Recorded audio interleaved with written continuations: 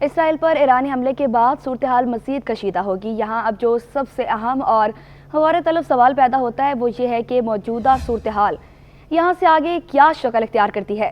تو اس کا جواب یہ ہے کہ اس کا انحصار اس بات پر ہے کہ اسرائیل ایران کے اس حملے کا جواب دینے کا فیصلہ کیسے کرتا ہے۔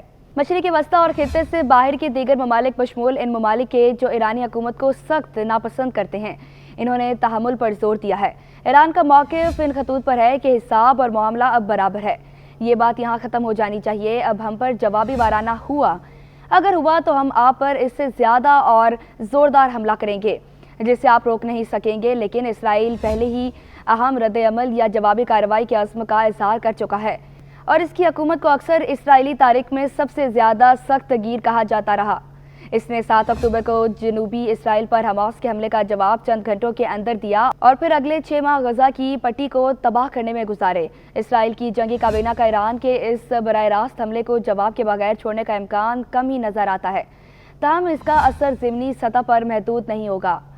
سوال یہ پیدا ہوتا ہے کہ اسرائیل حکمت عملی کیا ہوگی۔ پہلی صورتحال یہ ہو سکتی ہے کہ اسرائیل خطے میں اپنے پڑوسیوں کی بات سن سکتا ہے اور اس پر عمل بھی کر سکتا ہے، جسے اس صورتحال میں ایک حکمت عملی کے تحت کیے جانے والا صبر بھی کہا جا سکتا ہے۔ یہ بھی ممکن ہے کہ اسرائیل جواب دینے سے باز رہے اور اس کے بجائے خطے میں ایران کے دیگر اتحادیوں جیسے لبنان میں حزب اللہ یا شام میں اہم مقامات کو نشانہ بنانا جاری رکھ سکتا ہے، جیسے کہ وہ برسوں سے کر رہا ہے۔ ممکن ہے کہ اسرائیل اسی طرح کے احتیاط سے ترتیب دیے گئے طویل فاصلے تک مار کرنے والے میزائل حملوں کا ایک سلسلہ شروع کر سکتا ہے، جس میں صرف ان میزائل اڈوں کو نشانہ بنایا جا سکتا ہے جہاں سے ایران نے گزشتہ رات حملہ کیا تھا۔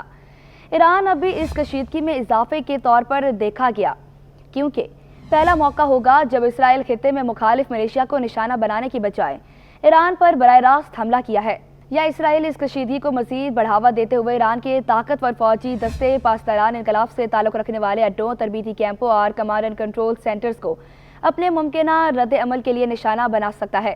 دونوں آپشنز میں سے کسی ایک پر ایران کی طرف سے مزید جوابی کارروائی کا خطرہ ہے۔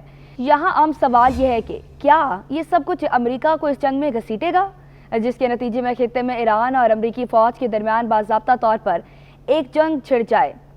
امریکہ کی تمام 6 خلیجی عرب ریاستوں کے علاوہ شام، عراق اور اردن میں فوجی تنصبات ہیں۔ یہ سب ایران کے بیلسٹک اور دیگر میزائلوں کے بڑے ذخیرے کا ہدف بن سکتی ہے، جو اس نے بین الاقوامی پابندیوں کے باوجود گزشتہ برسوں میں تیار کی ہیں۔